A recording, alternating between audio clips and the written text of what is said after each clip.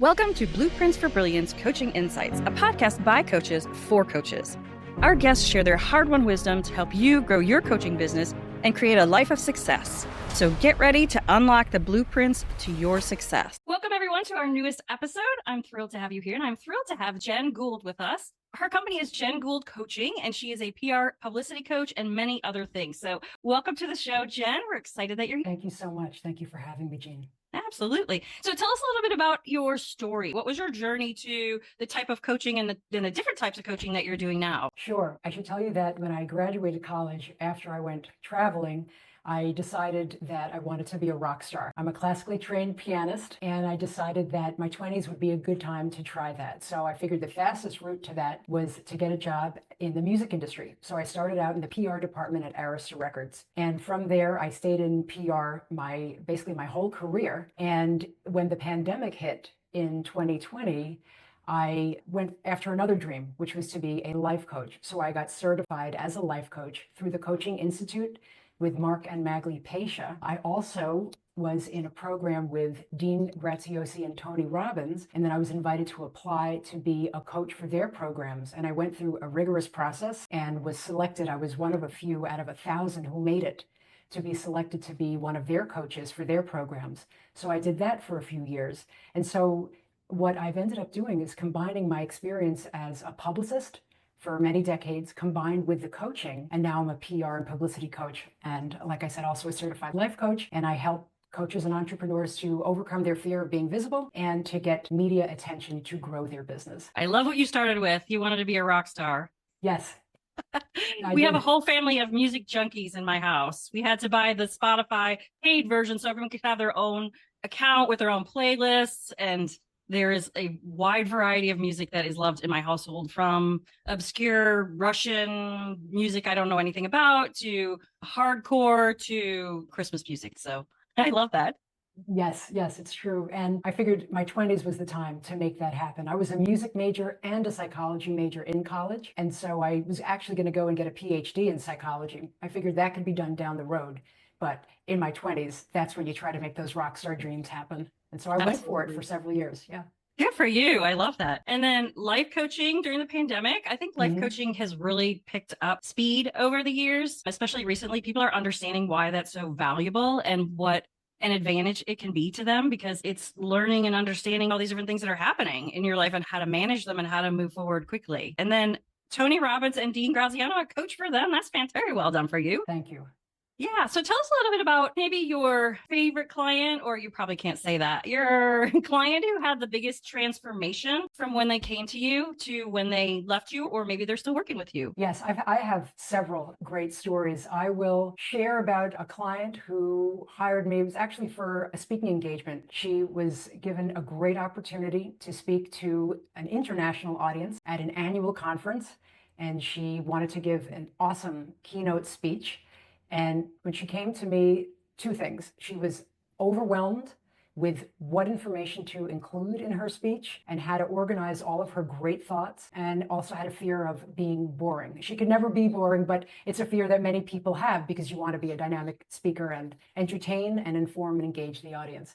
And so working together, we quickly figured out her key messages, which is the first thing that anybody should figure out when they're going out there, whether it's for media attention or for a speaking engagement or for social media posts or even just communicating on consults or with potential clients. So what do you want to be known for? And also stories. We had to figure out what stories she was going to tell, because the stories are the most important part of any communication that we have. That's what people remember.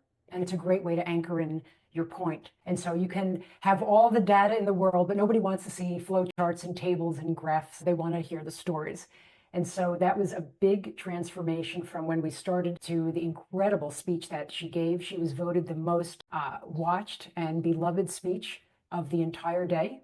And she was invited back to give another speech the following year. That's fantastic. And you probably just help her build her confidence, because I have no doubt that she knew what she was talking about, but she needed somebody to help her pull it all together and make it, concise and make it delivered so that it's entertaining and educational and all those good things. Yes. And oftentimes people ask me, how can I build my confidence? And there's a very simple answer. And it's what a lot of people don't do enough of. It's practice. You have to practice. You have to record yourself and immediately in that moment, listen back, whether it's audio only or it's on video, listen back and write down a couple of things that you maybe don't like, that you'd like to improve.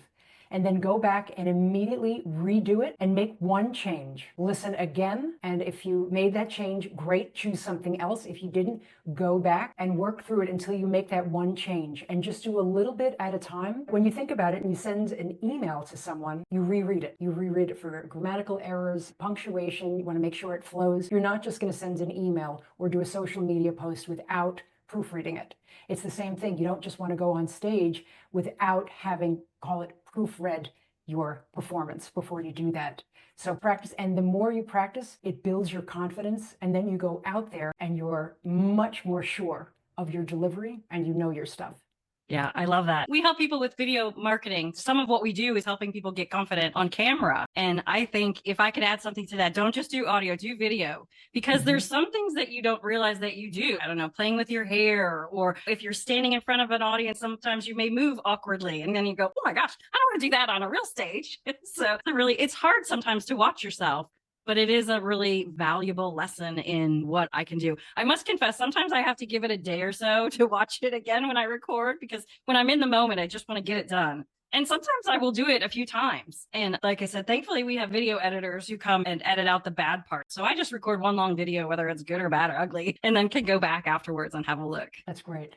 I agree about the video. Yeah, so we talked a little bit before we came on about you, and you just mentioned this, helping people get out there and talk and just get out there with a message that they believe in, because I think the hardest part is always that first step. So how do you help your clients with that? I first talk to them about what they want to be known for. So oftentimes we have so many messages that we want to share. But if you think about it, at the end of, let's say, a 30-minute podcast or 1 hour speech, your audience is going to walk away remembering one or two things at most about what you shared. That's what I help my clients focus on. If you could choose one or two messages that you really want people to remember, what would those be? And make sure that you get those messages in everything you do across all communication, again, on your website, social media, in your conversation, in your interviews, everything. It's whether they've maybe been through something, that they have a lesson that they learned from that, something that maybe it was a hardship, maybe it was something joyous. So what is it that they want people to know and to remember? And the other thing is, what sets them apart? I encourage my clients to learn about who else does what they do. It's very important to know what others do. First of all, you may be asked about it on an interview, but it also helps you to refine your message and to position yourself in a way that's different from others. And that also builds confidence. When you know how you stand out in a positive way, it's very helpful. It takes some research, but it's worth it in the long run. Yeah, because we all do things differently. And you know how many life coaches there are out there, but not every life coach is going to appeal to every person. Not everybody's going to be a match. So it's important. And that's why we really encourage video and podcasting and things, because I feel like people get to learn a little bit about you, about who you are, about your mannerisms, what do you value? And they can learn a lot about that, a lot more about that through a podcast interview or a video than they can say something that's read, like a blog post. Yes, exactly. And to that point, sometimes it's just the way you say it, or the sound of your voice, or a story you shared. A lot of times people, what I find with a lot of my clients is they don't think that what they have to share is enough, and it holds them back. Some of what I do is helping people overcome that fear of being visible. And I promise you, whatever you have to share, it is enough. I think we often don't realize how valuable our gifts are, how valuable our talent is.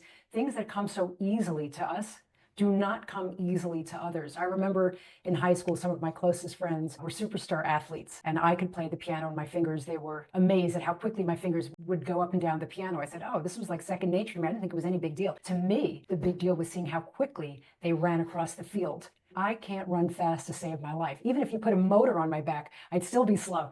And we just don't know how great we are. And so I would encourage everyone to recognize that what comes easily to us and our strengths are our gifts. And sometimes people just need to hear it coming from them. Yeah, I love that. There's a program called the Strategic Coach that Dan Sullivan has. One of the exercises he has people do is to talk to maybe 10 people that you know who know you well and ask them aspects about you So you can hone in on your unique ability. Are you someone who's very friendly? Are you someone who's very fact oriented? And it could be a combination of those things, but it gives you a nice starting point to say, oh, these are really strong attributes of mine. And it's okay for me to be proud of them or to recognize that not everybody has that. Yes, exactly. Firmly believe in playing to our strengths. And I love you talk about stories as well, because we encourage people who go on podcasts and be guests to come with stories that support their topic, because like you said, people love to not only hear stories, but that's what they remember. I love that. So tell us a little bit about, are there any big like obstacles that you overcame maybe earlier on in your career, or maybe when it was changing from one thing to another? I'm sure the pandemic was hard on you as it was on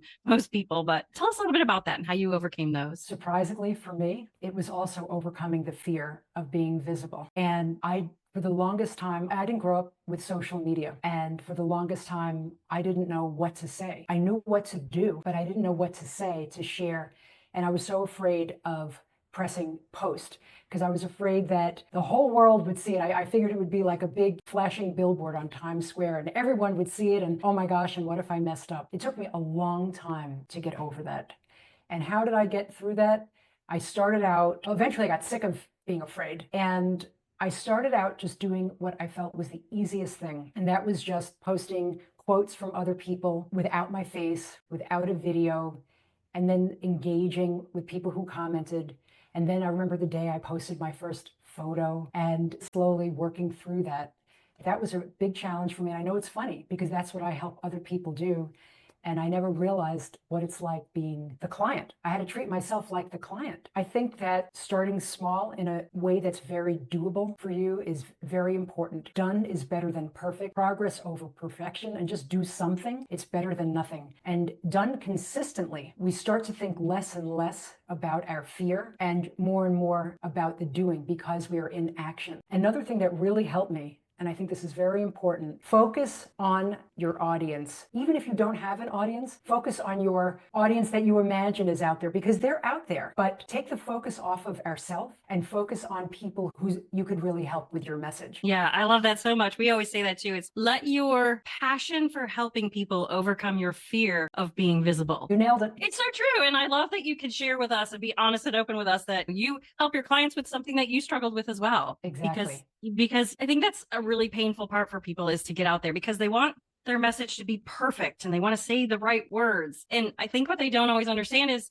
that you don't know what the right words are until you get out there and say them and see how people react to them. Would you agree? Exactly. And I think a lot of times people think that getting on podcasts or in the media, whether it's print or broadcast or online, is just for the experts. And they don't feel that it's for somebody like them. Oh, it's just for the expert. But the truth is that we become known as the expert because we're out there and because we're visible. So it's actually the reverse. Yeah, I love that. And I love that you're on my podcast. This is so much fun. I think a lot of people listening are going to appreciate hearing challenges and understanding that they're not the only ones who are afraid to take that first step and be visible. And I would say taking that one step further on social media, sometimes like there wasn't social media when I started either in marketing, but sometimes it's a matter of let's start by commenting on what other people have to say. Let's sneak into the conversation and then build your confidence as time goes by, and then recognize that it's okay to have an opinion. It's okay to get that out there and talk about what you do and why you do it. Exactly. And I like that you shared that about commenting on others, because it's a very reciprocal process. Come from a place of being a giver first. If you can support others by liking, loving, having a comment and engaging with others, you will be noticed and you will be recognized, and that will come back to you as well. And it's not the reason to do it, but what's most important is that it puts you in motion. It puts you out there, and comments are content. So also think about that as a way of sharing what you do that positions yourself the way you want to be positioned.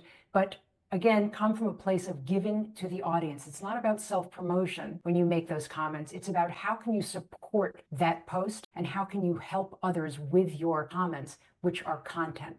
And naturally, it'll come from your area of expertise. So you'll start to get known that way. Yeah, I love that. Sometimes I've heard people say, you need to think about what you offer, the solution that you provide, as something that is unfair to not tell people about it. Because if you had a cure for some crazy disease and you kept it to yourself because you're too scared to go out and tell people, that's unfair. So you have a talent, you have something to offer that is going to make people's lives better. So it's just a matter of getting comfortable, getting out there and telling people about it. Yes, selling is service. Yeah, I love that. So remind us again, who is your ideal client, if there is such a thing, if they have any commonalities, and then tell us a little bit about how working with you works. Do you do one-on-one? Do you do group coaching? Do you have programs? Tell us a little bit about that. Sure. So I work with coaches, consult entrepreneurs and small business owners to help them overcome their fear of visibility, to put their messaging together so that they can get visible on podcasts and in print, online, and broadcast media, to drive sales, build their credibility, grow their brand, and build awareness for what they do. And right now I work with people one-on-one. It's a very intimate approach, and we meet for an hour a week, and then they have access to me in between, because a lot of times they're writing materials and I am editing them, refining them, and making their pitches awesome, because I know what resonates with the media. And so it's very hands-on. I like to operate with my clients as partners. That's awesome. We are so grateful there are coaches out there like you who are helping people, because they can need some hand-holding taking those first steps. So if someone wants to reach out to you because they want your help, what is the best way for them to reach out to you? Through my website, JenGouldCoaching.com. And that's Gould, Gould. And we will put a link to that in the show note. Last question for you, Jen, is if you could provide one tip to make the world a better place, what would that be? Choose kindness. So often we don't know what others are going through, and I always think it's important to choose kindness. We have a choice, and it just feels better to be kind and to assume the best, and you just never know how you can positively impact somebody's day because you chose kindness. I love that. Thank you so much for joining me today, Jen. This has been so much fun and so full of value, and I know that there are people out there who need your help, so I hope they're hearing this. So thanks for being here, Jen. Thank you so much for having me, Jeanne. Thanks for joining us today on Blueprints for Brilliance Coaching Insights. We hope you're leaving this episode with inspiration to take your coaching business and your life to the next level. If you found value in this episode, we would love it if you would subscribe and share it with someone else who you think might benefit from hearing it. Thanks, and we'll see you in the next episode.